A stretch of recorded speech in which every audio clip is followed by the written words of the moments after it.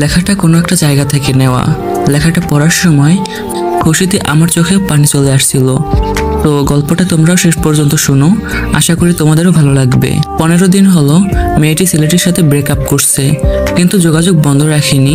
রাত 10টার সময় মেয়েটি ছেলেটিকে ফোন দিল, কিন্তু ছেলেটি ফোন ধরতেছিল না। প্রায় 11 বার ফোন দিল, তাও ছেলেটা ফোন ধরতেছিল না। তারপর মেয়েটা প্রায় 20 বারের মতো ফোন দিল, তাও ছেলেটি ফোন তুলতেছিল না। মেয়েটা অনেকটা ভয় পেয়ে গেল, অনেকটা ঘাবড়ে গেল এবং মনে মনে ভাবতেছিল আমার প্রিয় মানুষটার কিছু হলো না তো। মেয়েটি আর দেরি না করে ছেলেটির বাসায় চলে গেল।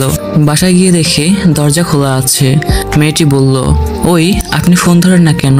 আমি ভাবছি আপনার কি নাকি হলো, আপনি কি আমাকে একটু শান্তিতে থাকতে দিবেন না নাকি?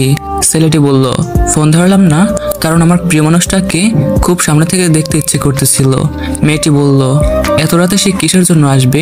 ছেলেটি বলল, আসবে না, অলরেডি এসে গেছে। মেয়েটি বলল, কে?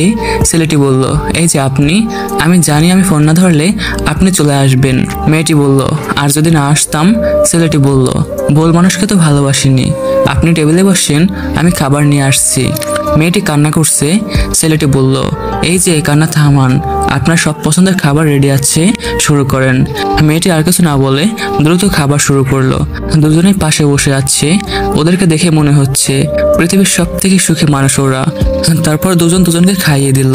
খাবার শেষ করে ছেলেটি বলল, চলেন আপনাকে বাসায় দিয়ে আসি। মেয়ে বলল, না যাব না। ছেলেটি বলল, কেন? মেয়ে বলল, এমনি যাব না। ছেলেটি বলল, যদি খারাপ কিছু হয়ে যায়? মেয়ে বলল, হবে না। ছেলেটি বলল, কি করে বুঝলেন? মেয়ে বলল, ওই যে আমিও ভুল মানুষকে ভালোবাসিনি, যে আমার দেহ ভোগ করতে চাবে। এটা বলতেছিল আর মেয়েটা কান্না করতেছিল। আর ছেলেটাকে বলতেছিল, আপনি আর আমাকে কত আপনি করে বলবেন? ছেলেটি বলল, যতক্ষণ না তুমি আমার বুকে এসে আমাকে জড়িয়ে ধরে কান্না না করবে। মেয়েটি দৌড়ে গিয়ে ছেলেটাকে জড়িয়ে ধরলো এবং ফুপিয়ে ফুপিয়ে কান্না করতেছিল আর বলতেছিল, যা তোর সাথে আবার ব্রেকআপ।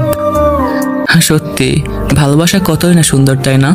ভালোবাসা সুন্দর যদি মানুষ দুটো সঠিক হয়। তো আশা করি তোমাদের ভালো লাগছে। তো মেনশন করো তোমার সেই প্রিয় মানুষটাকে, যাকে নিয়ে তুমি সারা জীবন একসাথে থাকার স্বপ্ন দেখতেছো। তাকে মেনশন দিয়ে জিজ্ঞেস করো, পরিস্থিতি যতই খারাপ আসুক না কেন, সেও কি তোমার হাতটা শক্ত করে ধরে রাখবে? আর ভাইটার কথাগুলো ভালো লাগলে আইডিটাকে ফলো করে দিবা।